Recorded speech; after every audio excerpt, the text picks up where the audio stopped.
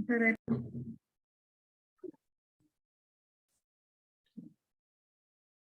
Tá tudo certo.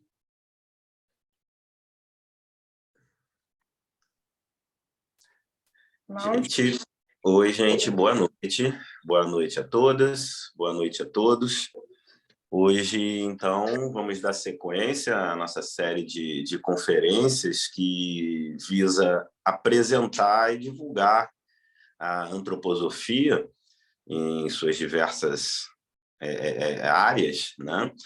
Para as pessoas que não conhecem a antroposofia ou para aqueles que já pertencem, já estudam, já participam do meio antroposófico para ir sedimentando conhecimentos e se aprofundando, né?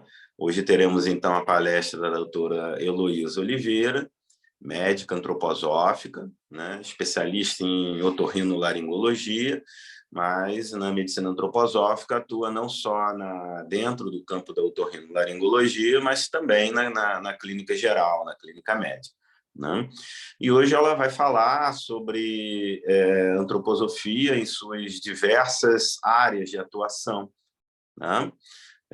Então, vamos lá, Elô, é contigo agora. Vamos lá. Bom, então,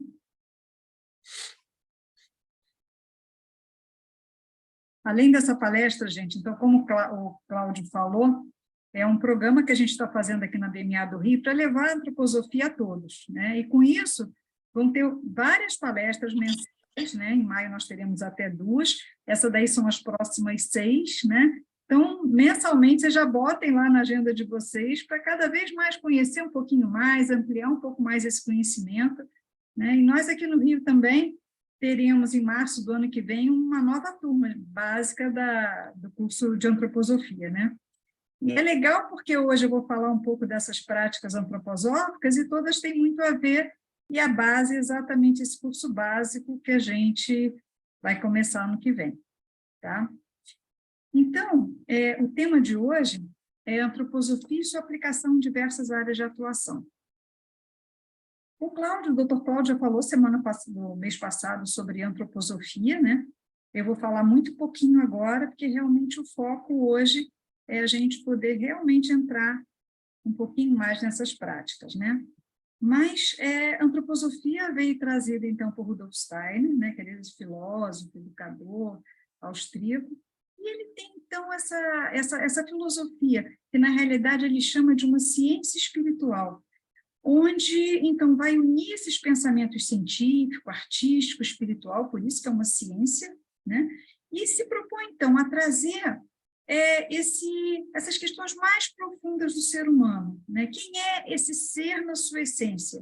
E, ao mesmo tempo, ele traz que tudo que a gente tem no universo, no cosmos, existe também dentro de cada um de nós, porque é o macrocosmo e nós somos um microcosmo, né? Então, isso é uma filosofia extensa, ela tem suas bases, né? E o que é mais interessante, uma coisa que o Steiner traz é que não é para ficar só no ramo do pensamento. Isso que me atraiu muito dentro da antroposofia, né? Como o Cláudio falou, eu sou médica, minha formação original é médica, sou formada pela UERJ, fiz residência em otorrino, medicina do trabalho, depois medicina hiperbárica, mas eu queria alguma coisa além do meu paciente. E aí eu conheci a medicina antroposófica, que, digamos assim, me trouxe uma ampliação desse olhar. E depois eu fiz a formação em aconselhamento biográfico, né, a formação biográfica, o que me trouxe, então, um olhar ainda mais individualizado para esse ser humano, trazendo, então, uma compreensão ampliada. E é isso que a medicina, que a antroposofia faz. Ela traz, digamos assim, uma possibilidade da gente ampliar o olhar para aquilo que a gente faz também. O Steiner, ele, além dessa definição, ele traz que a correta interpretação da palavra antroposofia não é a sabedoria do ser humano, mas a consciência da sua humanidade. E é tão interessante quando a gente olha hoje em dia com tantas coisas acontecendo no mundo inteiro, né? Coisas, às vezes, que a gente até se assusta, né? O quanto anda o humano em nós. O quanto a gente pode, através do que a gente faz, do que a gente pensa, do que a gente sente, né? Do que a gente coloca no mundo, trabalhar essa humanidade. O quanto a gente consegue fazer as coisas de uma forma íntegra, moral, né, preservando esses valores que são tão importantes, que são, na realidade, uma moral cósmica, digamos assim, aqui na Terra, né? Então, a antroposofia, ela traz isso. Ela traz, na realidade, como a gente pode ampliar, né, o nosso olhar, tendo uma percepção desse ser humano integrado entre corpo, alma, espírito, né? Os arquétipos universais trazidos aqui para a Terra, trazidos para cada um de nós, para a natureza também, né? E como a gente pode integrar isso dentro da nossa área de atuação, mas fundamentalmente dentro de cada um de nós. A sede da antroposofia é esse prédio que vocês estão vendo, né? É o Goetheanum, ele fica em Dorna, na Suíça, e lá dentro, né, existem seções. O que é isso? É porque ele é como se fosse uma sede, né? Ele é a sede, né, como se fosse. E a antroposofia oficialmente está em 50 países, né? Tem mais de 30 mil membros, e ela se divide em seções. E todas essas práticas que eu vou falar agora, e muitas outras aplicações também, são divididas, então, dentro dessas seções. Então, você tem a seção geral, você tem a seção de matemática, astronomia, ciências naturais, agricultura, as ciências sociais, pedagogia, artes visuais, arte da fala, música e movimento, as artes literárias e a seção de jovens. Então, tudo isso funciona dentro do Goetheanum. E aí, só para a gente ter uma ideia, né, de como essas práticas, digamos assim, elas começaram, então, a se inserir no mundo, né? O Steiner nasceu em 1861, morreu em 1925, mas a partir de 1910, por aí, já começam, então, a haver as práticas. E como é que essas práticas aparecem? Porque ele elabora essa ciência espiritual, digamos assim. Ele começa a fazer palestras, né, por diversos lugares, e aí pessoas interessadas fazem convites a ele. Outras querem saber como é que eu aplico isso, essa ciência espiritual, por exemplo, na medicina, foi a pergunta da Ita Wegener. Sempre que alguém trazia uma pergunta de como trazer isso para a prática, ele se sentava com essa pessoa, com esse grupo de pessoas, montava, né, passava a trabalhar em conjunto para trazer essa ampliação dessa arte. E mesmo depois que o Steiner se foi, continuaram a haver movimentos de ampliação, e até recentemente, vocês vão ver que eu vou falar, ainda existem movimentos acontecendo a partir desses princípios básicos da antroposofia. Então, isso aí é no mundo, nesse momento. Então, começa a euritmia, a pedagogia Waldorf, a aplicação nas artes, a medicina, a arquitetura, a trimembração social, né, que já começa aí nessa fase, a pedagogia curativa, em 1930, terapia artística, a farmácia, né, a comunidade dos cristãos, que é a parte mais, digamos assim, religiosa, a agricultura, né, os campios, que eram centros, comunidades antroposóficas. Depois, na década de 50, já começa, então, a aparecer a pedagogia social, os trabalhos biográficos, né, a partir, então, de 1960, por aí, e, por fim, o movimento de bancos. A gente vai ver tudo isso. Aqui no Brasil, né, que aí é uma outra realidade, as coisas começam depois. Então, começa inicialmente com grupos de estudo, na década de 50 começa a aparecer a pedagogia Waldorf, 60 vem a euritmia, 70, né, com a doutora Gudrun Buchar, começa, então, a trazer a medicina antroposófica, aí vem junto a pedagogia curativa, a própria farmácia, a agricultura, a terapia artística. Depois se tem uma editora aqui no Rio de Janeiro, né, editora, no Rio de Janeiro não, se tem uma editora no Brasil, que é a editora antroposófica. Começa, então, os processos biográficos lá em Artemísia, né, começa, então, todo o movimento biográfico. Começa Monte Azul a funcionar, que é exatamente uma comunidade onde é implantada toda a parte da antroposofia, lá em São Paulo, que foi um trabalho modelo excelente, que até hoje tem ambulatório, tem todos os serviços, tem tudo. Então, tudo isso começa a se desenvolver aqui no Brasil também.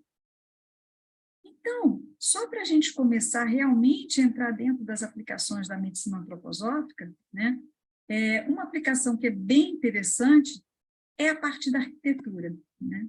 Essa arquitetura, e aí eu convido vocês, fica o meu convite para quem for à Suíça, né, quem realmente estiver por lá, quiser conhecer o goetheano, vale muito a pena, porque são linhas que trabalham com movimentos, é uma chamada arquitetura orgânica, e o Steiner traz da seguinte forma: é uma característica da alma humana expandir-se, alastrar-se, desabrochar-se em todas as direções.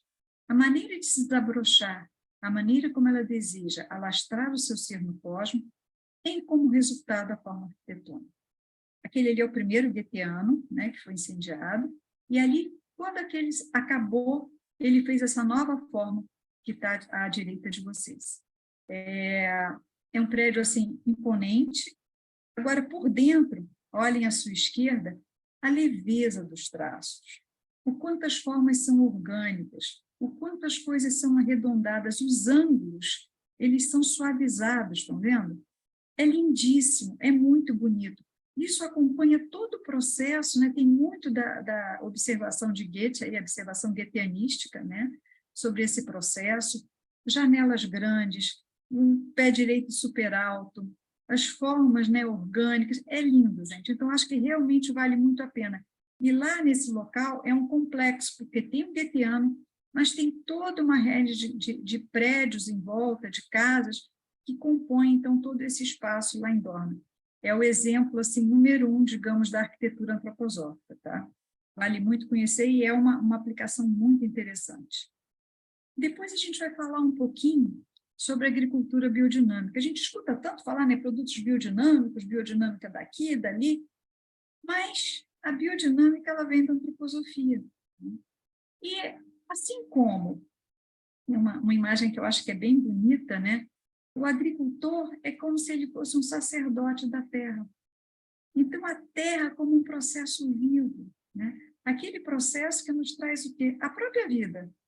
Então, através, né, do cultivo, com respeito, obedecendo o que há de mais natural, obedecendo, digamos assim, essas forças cósmicas e essas forças da natureza, essa terra é cultivada.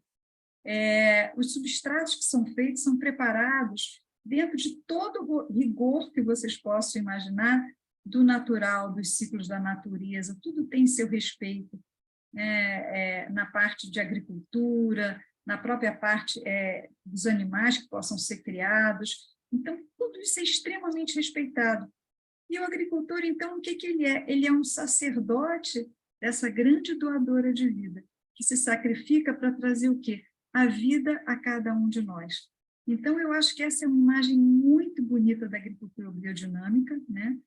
Aqui no Brasil, nós temos a Deméter, em Botucatu, que inclusive faz cursos de agricultura biodinâmica, tudo isso, e é, digamos assim, a principal promotora desse movimento a nível Brasil. Então, é uma coisa assim, que é muito linda, sabe? Assim, é muito importante para todo mundo, é muito importante, acho que, para a humanidade. E o Emil Moltke, que era, então, assim, de uma fábrica de cigarros, que era aquela Waldorf, né?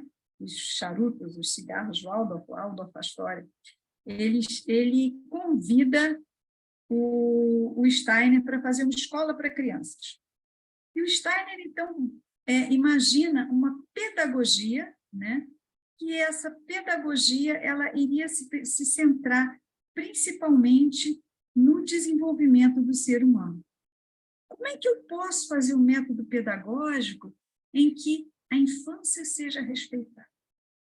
Cada ser humano, na sua individualidade, seja respeitado. Os ciclos da vida, o desenvolvimento, não mesmo para todos os alunos, mas cada aluno como uma individualidade desde o início. Os assuntos sendo repetidos progressivamente, conforme o grau de compreensão de cada um deles, sendo acompanhados por uma professora, que é quase que uma tutora que acompanha durante a formação. Então, tudo. As crianças, elas são educadas também, elas colocam a mão na massa, elas arrumam, elas cuidam. é um trabalho assim, maravilhoso, onde, digamos assim, esse desenvolvimento do ser humano pleno é fundamental. Quando as crianças estudam numa escola Waldorf, a arte é inserida desde o início. Então, eles sempre têm contato com a arte, eles sempre têm contato com a música, sempre têm contato com essa criatividade, isso vai se desenvolvendo cada vez mais. E é uma coisa interessante, né, que nesse nosso mundo tão tecnológico, a gente tem escola antroposófica no Vale do Silício. E, assim, cheia de gente, né? Então, assim, é quase que como um respirar, né? Tão natural dessa humanidade, nesse desenvolver do ser humano pleno. Isso é uma coisa assim, muito, muito interessante, muito bonita, que eu acho que toca bastante o coração. Aqui no Brasil existe a Federação das Escolas Waldorf, nós temos várias escolas Waldorf, existem mais de 1.000 escolas Waldorf no mundo e quase 2.000 jardins de infância cadastrados, fora várias escolas que usam a metodologia da antroposofia, mas não são consideradas umas escolas Waldorf mesmo, por causa da sua metodologia de, digamos assim, gerenciamento, porque na escola Waldorf os professores e os pais são quem realmente se apropria de tudo na escola, né? Então, é um método bem diferente e inovador. Temos também, além da pedagogia, a nossa querida medicina antroposófica, né? Dentro da medicina antroposófica, já falei um pouquinho quando a gente começou, né? Esses parâmetros, digamos assim, esses padrões que a gente estuda do nosso corpo físico, né? Da nossa fisiologia dentro da medicina acadêmica, a gente consegue olhar com outro olhar. A gente sabe tudo que a gente já sabia, né? Mas agora a gente consegue olhar com viés, digamos assim, com a percepção desse ser humano integral, que vai juntar corpo, alma, espírito, né? E vai juntar as dimensões do que pensa, do que sente e do que coloca no mundo. Então, tudo isso junto faz com que a gente tenha uma percepção integrada desse ser humano. Então, a medicina antroposófica ela é considerada uma medicina integrativa, que a gente consegue ter, então, uma visão bem diferenciada dos problemas de saúde e é muito usada também na preservação da saúde. É um processo salutogênico, de como a gente deve considerar, como a gente deve conseguir esse equilíbrio para ter uma vida saudável, uma boa qualidade de vida, e como a gente pode tentar resolver, né, nossos processos de regeneração, de cura, etc. e tal. Outro parâmetro muito importante que eu vou falar mais à frente é dentro da própria medicina antroposófica, a consideração de quem é aquele indivíduo. Então, eu não estou vendo a doença que está ali. Não, aquele paciente ali é o paciente do leito 5, a cirrose do leito 5, a pneumonia do leito 3. O que eu estou vendo ali é aquele ser humano que, naquele momento de vida, apresenta um processo de adoecimento, que tem tudo a ver com a história de vida dele, tem tudo a ver com a missão dele, tem tudo a ver com quem é essa pessoa. E isso a medicina antroposófica ela traz esse olhar, que é tão, ao mesmo tempo, humano, mas ao mesmo tempo tão individualista, porque é para cada um. E aqui no Brasil a gente não tem grandes hospitais, mas a gente tem na Alemanha, na Suíça, tem um hospital enorme em Berlim, que foi até a sede dos pilotos do Terceiro Reich. Hoje ele é um grande hospital antroposófico, né? Tem a Clínica Allensheim, que é a clínica da Itavegno, lá pertinho de Dorna, tem a Paracelsus, que fica na Alemanha, e várias outras. Tem a Fielder Clinic também, em Stuttgart, tem várias clínicas antroposóficas. E dentro da medicina antroposófica, a gente não usa só o medicamento, a gente usa também as terapias integradas, que eu vou falar a seguir. E nessas clínicas, a gente tem o tratamento do paciente quanto ponto de vista, digamos assim, medicamentoso, médico, mas usado também nessa terapêutica as terapias. Então, realmente, assim, eu tive o prazer de estar lá, realmente, assim, fantástico, muito legal mesmo.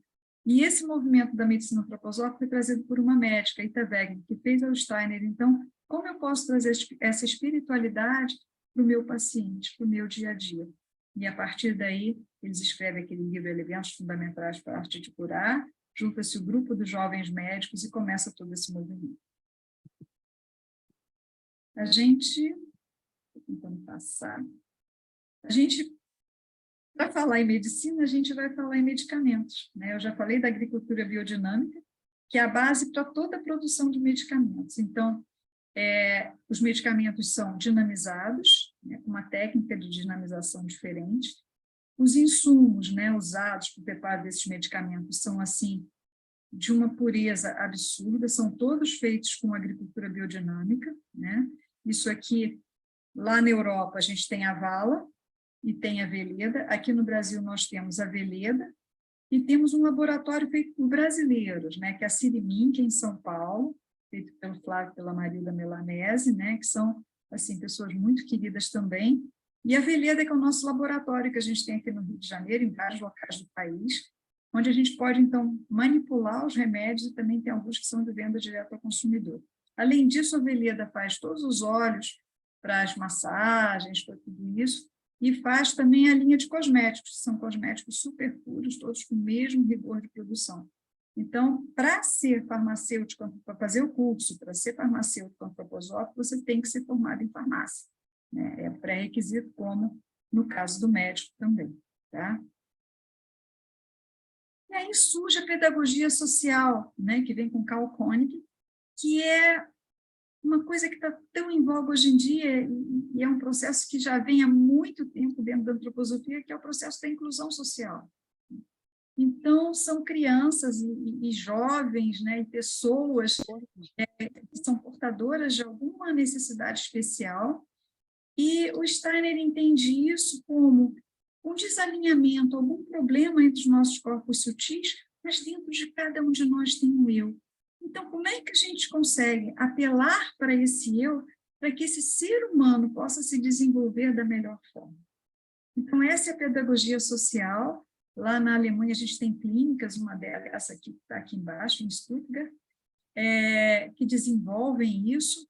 E aqui no Brasil, a gente também tem cursos de pedagogia social, né, que começam, então, a trazer, já trazem há bastante tempo, né, essa orientação para a inclusão, e é um processo realmente, assim, muito, mas muito interessante.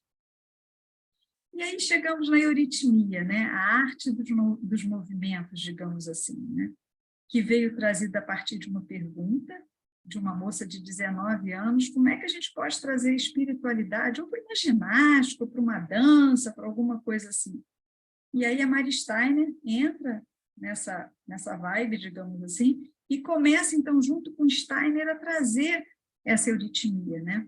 Então, se a gente pensa que o nosso movimento, digamos assim, mais delicado, o nosso movimento mais espiritualizado, mais fino, mais requintado, é a nossa própria fala, a euritmia vai trazer exatamente esses movimentos, digamos assim, desses fonemas, desses sons, das nossas vogais, das nossas consoantes, e outros movimentos que vão, então, trazer essa, digamos assim, essa atuação nesse nosso corpo vital, nesse nosso corpo de vitalidade, nessa harmonia maior, trabalhando esse equilíbrio em cada um de nós. Então, inicialmente, ela era artística apenas, né? E depois se verificou que o próprio Steiner trouxe que esses movimentos trabalhados dentro de processos terapêuticos traziam resultados assim, excelentes, maravilhosos. E então, a euritmia artística passa também a ter uma função curativa. E aí é a euritmia terapêutica, né? Hoje em dia se chama dessa forma, onde os próprios pacientes fazem exercícios de euritmia individualizados para cada caso, a fim que esse ser humano possa entrar cada vez mais nesse processo de regeneração de tudo. E a euritmia, ela é tão usada, que ela é usada nos nossos cursos todos, da BMA e de todas as organizações antroposóficas que eu conheci até hoje, sempre tinha aula de euritmia, trabalha isso, né? Até mesmo, por exemplo, na consultoria empresarial, né, que é a pedagogia social, também faz exercício de euritmia, porque ele trabalha muito nesse alinhamento dos corpos, ele trabalha muito integrando tudo isso, trazendo esse processo realmente assim de integração desse ser humano. Então, essa é a euritmia. E tem as artes, né? Então, as artes, elas, o Steiner foi Itaveg, e tem uma outra médica, que é a Margaret Hausker, que vai lá para a clínica da Ita, fica lá e tinha 2 terapeutas, ela começa a observar, e com isso começa, então, a ver a produção, e depois ela espalha cursos pela Europa toda, sobre terapia artística, né? Que pode ser de várias formas, mas o que é, digamos assim, a coisa mais linda que tem é que quando a gente trabalha a arte, né? Está muito interessada aqui no resultado final. Claro que é importante, né? Existe a artística, basicamente, mas tem também a terapêutica, né? E se vai ficar maravilhoso ou não, assim, é só o tempo, só a habilidade de cada um, mas o mais importante é o trabalho, é a vivência, porque a arte revela aquilo que muitas vezes a nossa consciência não deixa sair, né? Não quer falar. E através da arte a gente consegue fazer esse trabalho interior de uma forma muito plástica, de uma forma muito gostosa, né? Então você tem vários tipos de terapia artística e eles têm indicações. Então você tem argila, você tem a pintura em aquarela, você tem o velado, que é um tipo diferente de pintura em aquarela, você tem a tecelagem, você tem vários tipos de terapia artística, você tem o desenho, você tem desenho de forma, então você tem vários tipos que você pode atuar, né, trazendo nesse seu paciente, digamos assim, esse lado mais vivencial, né, esse lado em que o interior dele pode se revelar e ele pode, olhando a arte, entender um pouco mais dele mesmo e elaborar melhor esse processo dele de salutogênese ou de cura. Então, a arte é fundamental. Nos cursos todos de antroposofia, isso aqui tem uma foto até aqui no nosso curso da BMA aqui embaixo, né? Então, assim, nos nossos processos, né, nos nossos cursos e nos cursos todos dos cursos dentro da antroposofia, a arte é sempre muito usada, né? A gente sempre vai encontrar exatamente essa parte da terapia artística. E por falar em terapia, tem também as terapias externas, que são, assim, um braço de ouro, né? Junto com a enfermagem, com a fisioterapia, para ajudar exatamente nessa recuperação, para ajudar no primeiro atendimento. As terapias externas são baratas, né? De uma forma geral, nem sempre os remédios já são mais caros, mas as terapias externas são baratas e ajudam muito, né? Você fazer um escaldapé, você fazer uma compressa, você fazer um enfaixamento. Então, tem vários tipos de terapias externas, que elas têm suas indicações, né? Há cursos para aprender terapias externas, elas têm suas indicações específicas, são fáceis de fazer, qualquer um pode aprender a fazer, usar no seu dia a dia, usar quando precisa, né? Ajudam muito na parte médica, ensinar o paciente a fazer a terapia externa, ou então ir a alguém que faça a terapia externa, dependendo do que seja, e é fundamental dentro da medicina. Também existem cursos para terapias externas, tá? E nos nossos cursos também a gente sempre tem um módulo em que elas são apresentadas aos nossos alunos. Tem a massagem rítmica, né? A massagem rítmica ela é maravilhosa, porque, diferente, por exemplo, de outras massagens em que a massa, né, legal assim, a massagem rítmica ela é muito suave, ela é muito leve, né? Ela vai trabalhar mais no sutil. Então, os movimentos da massagem rítmica, eles vão seguindo como se fossem movimentos, porque no organismo da gente a gente tem processos catabólicos, né, que são os processos mais ligados ao nosso pensar, e os processos anabólicos, regenerativos. E através desses movimentos, né, na própria pele, de uma forma suave, mas tendo uma relação com os movimentos fluidos da água, do ar e do fogo, consegue, com essa massagem, digamos assim, ativar essas forças de regeneração, ativar essas forças para trabalhar esse metabolismo da forma que for necessário, conforme que ele está apresentando. Então, a massagem rítmica ela é de uma ajuda assim, maravilhosa dentro dos processos terapêuticos e de salutogênese também, tá? E aí nós temos, então, a musicoterapia, a cantoterapia, em que esses arquétipos, né, das músicas, né, que a música ela tem todo um efeito plasmador no nosso organismo. E a música, ela tira a gente dessa esfera do puro pensar. Por exemplo, quando a gente quer ouvir uma música que seja gostosa, você quer curtir uma música, só um minutinho. O que vocês fazem? Vocês ficam à atenção plena né? Ou vou ouvir uma música. Ou a gente senta confortavelmente, de preferência deita, fica ouvindo aquela melodia e deixando aquela melodia assim, penetrar na gente, né? Então, quando a gente realmente parte para a música, portanto, a gente está indo para um outro nível de consciência. A gente, internamente, a gente começa a se plasmar de uma outra forma, né? Então, a música ela tem esse processo plasmador também.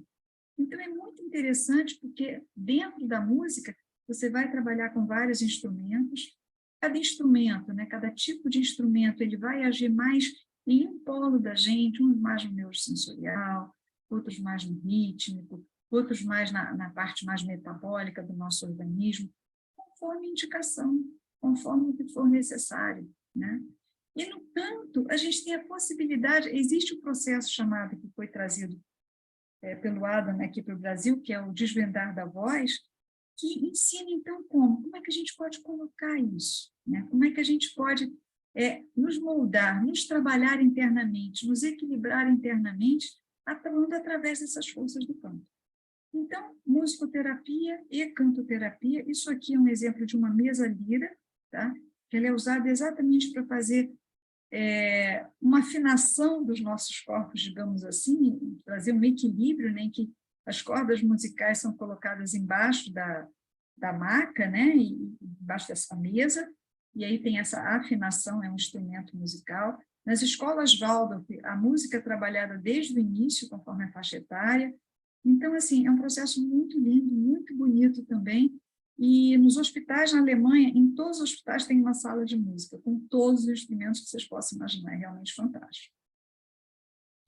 E aí nós entramos numa outra coisa que permeia tudo, gente, e é fundamental, porque se a gente se vê como ser humano, se a gente se vê como individualidade, a gente se vê dentro de uma biografia aqui na Terra, né? E o Steiner traz, né, a nossa biografia como nosso caminho de iniciação aqui. Então, tomar uma plena consciência dessa biografia, dessa nossa história de vida, nos traz a possibilidade de ressignificar muita coisa que ficou para trás, nos apropriar desse momento de vida do presente, dessa vida que a gente viveu até agora, e então, o que eu quero para o meu futuro, né? Isso foi trazido pelo Steiner, né? Mas começou a ser, digamos assim, escrito, usado como referência, mesmo trazido como metodologia pelo Carl Koenig, né? Que ele é um psiquiatra e também foi quem começa o movimento da pedagogia social na Holanda, né?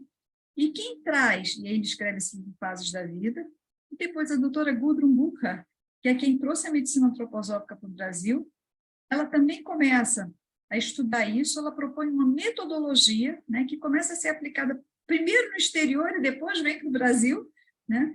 E aí, então, aqui a gente começa depois a ter as formações biográficas, a gente tem em São Paulo, tem lá em Minas, tem em Florianópolis, e tem aqui no Rio de Janeiro também, né? E dentro dessa metodologia biográfica, a gente estuda realmente as fases da vida. Então, todos nós passamos por setênios, né, que são períodos de 7 anos. Cada períodozinho desse de 7 anos tem uma conformação que é, digamos assim, um arquétipo, né? Então, por exemplo, toda criança que nasce, ela mama, ela tem o pai e a mãe, então tem essa fase do desenvolvimento, né? Depois, na segunda fase, vai para a escola, então por aí vai, né? Até o fim da vida a gente tem essas fases bem marcadas até os 63 anos, e aí a primavera da vida, quando a vida começa a iniciar, dos 0 aos 21, dos 21 aos 42, a vida no seu apogeu, né? Quando começa bem esse sol da vida, o período da vida que a gente rala muito, digamos assim. Depois o outono, quando a gente já começa a colher os nossos frutos, dos 42 aos 63 anos, e depois o inverno da vida, né? Após 63 anos. No inverno acabou tudo. Gente, a gente se esquece que no inverno é quando todas essas forças cósmicas elas penetram a Terra. Então, é o momento que a gente tem uma maior riqueza interior. Muitas vezes a gente tem uma maior criatividade. É a fase áurea da maioria dos artistas, né, depois dos 60 anos de idade. Então, assim, é uma fase muito especial. E cada setênio, a gente sempre tem a possibilidade de desenvolver novas habilidades, né? E, além dos arquétipos, tem a individualidade de cada um que permeia isso tudo. Então, isso é extremamente útil quando a gente vai trabalhar dentro da medicina antroposófica, quando a gente vai trabalhar dentro da psicologia antroposófica, quando a gente vai entender qualquer área de atuação. Por quê? Porque a gente lida com seres humanos. Cada ser humano tem sua história de vida. Então, é extremamente interessante esse processo da biografia também. Tem a odontologia antroposófica, né, que também é essa antroposofia aplicada dentro da odontologia. E aí, o que acontece? O dente deixa de ser só um dente. Ele passa a ser, digamos assim, um dente dentro de uma individualidade. E como é que isso acontece? O que está levando a esse processo? E como é que isso se estrutura? Então, tudo isso trabalha-se dentro da odontologia antroposófica, que é considerado, digamos assim, uma das práticas integrativas também. Tá?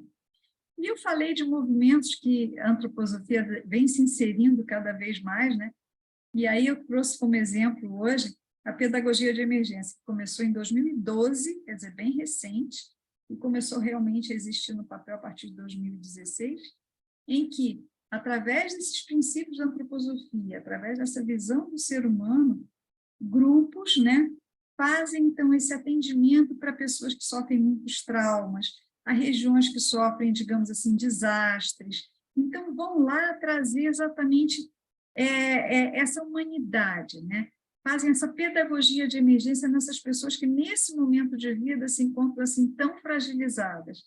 Então, é um movimento assim, muito bonito e recente, né? Isso não é da época do Steiner, mas só para a gente ver como, né, esses conceitos estão muito vivos até hoje e são de grande valia para a humanidade. Então, quando a gente fala, por exemplo, no curso básico, a gente aprende todos os princípios básicos da antroposofia que podem ser aplicados a qualquer área de atuação, é porque a gente sempre pode ampliar o que a gente faz. A gente sempre pode ter um outro olhar, né? E desenvolver como a gente trabalha, né? Como a gente quer atuar no mundo, mas tendo esses conceitos vivos dentro da gente. Então, se a gente parte para as práticas integrativas, digamos assim, a gente tem a enfermagem, né? Tem a odontologia integral, porque ela vê o ser humano de uma forma integral, a psicologia ampliada pela antroposofia também, né? A massagem rítmica, as terapias externas, como os banhos, a terapia artística, o aconselhamento biográfico, a euritmia, a quirofonética, que é que esses movimentos, né, da fala, eles são feitos com massagens, digamos assim, no próprio corpo, principalmente das crianças, né, para ajudar nesses processos de reabilitação, a tantoterapia, a musicoterapia e a nossa medicina antroposófica, porque a primeira prática que entrou foi a medicina antroposófica, né? Isso existe desde 2006, a medicina antroposófica entrou, né? E aí vieram as outras práticas dentro da antroposofia juntas, né?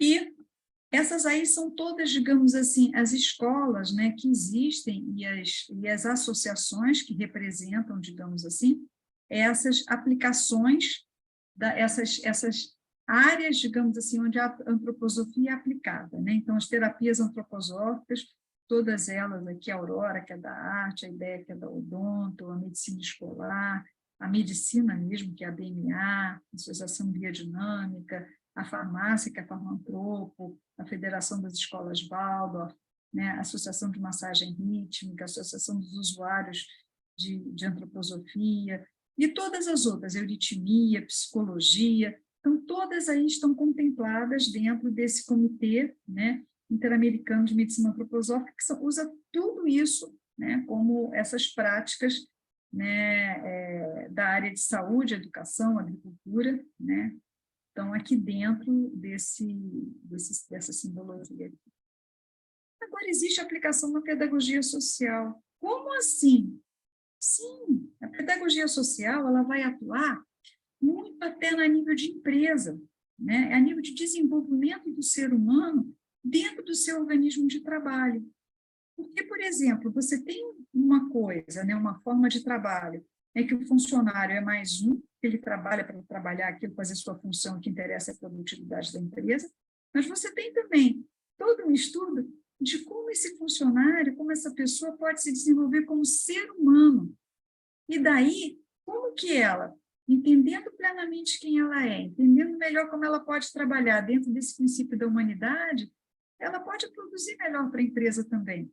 E aí ela e a empresa vestem essa causa, vestem essa camisa, para poder realmente fazer um trabalho que faça sentido no coração da gente, né? Então, aqui à direita você tem uma série de empresas lá de fora, né? Você tem a Association for Social Development, que é a Associação desse Desenvolvimento Social, tudo isso a partir da pedagogia social. Aqui no Brasil tem a Associação de Pedagogia Social, e aí a gente tem várias, digamos assim, organizações que fazem cursos, treinamentos, trabalham direto nas empresas, como a Lumo, como a Digo, como o Germinar, que trabalha com o terceiro setor, o Ecossocial de Consultores, o Instituto Fonte, e outros, né, que trazem, então, vivo esse movimento, inclusive corporativo. Olha como isso é interessante, né? Eu acho que isso me encanta muito na antroposofia, que é ser uma filosofia que junta esse espiritual ao útil, ao que a gente faz, para colocar no mundo esses princípios. Isso é muito, muito, mas muito importante. E, por fim, a gente vai falar um pouquinho da economia, né? Esses princípios da trimembração social, o Steiner traz. Então, assim, no pensar no nosso sistema cultural, né? Aqui, a nossa liberdade.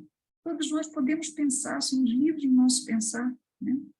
No nosso sentir, que é o sistema jurídico, a igualdade para todos, nossos direitos, nossos deveres, igual para todo mundo.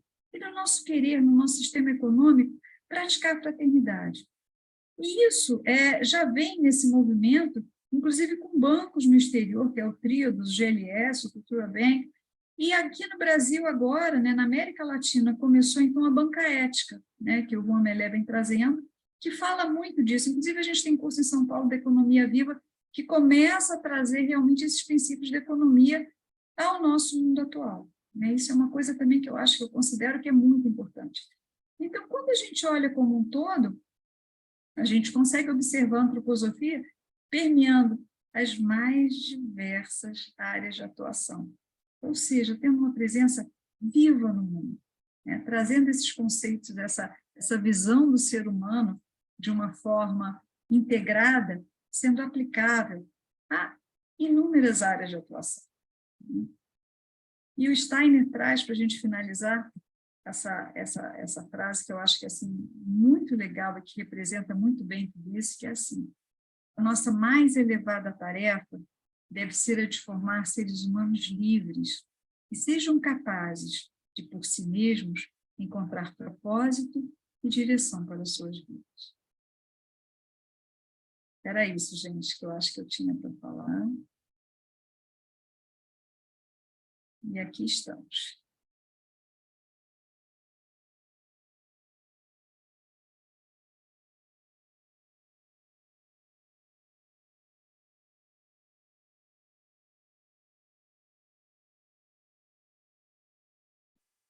Se alguém tiver alguma pergunta que eu saiba responder.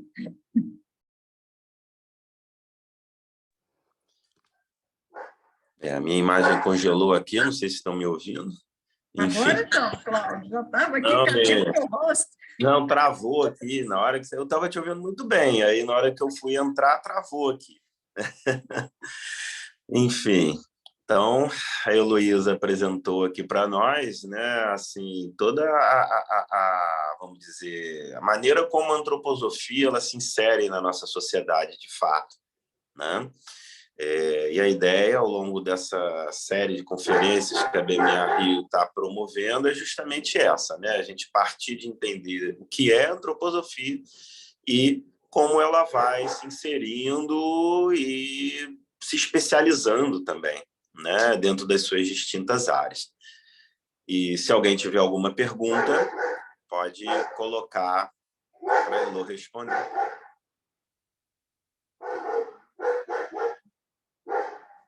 Muito obrigada aí pelos comentários.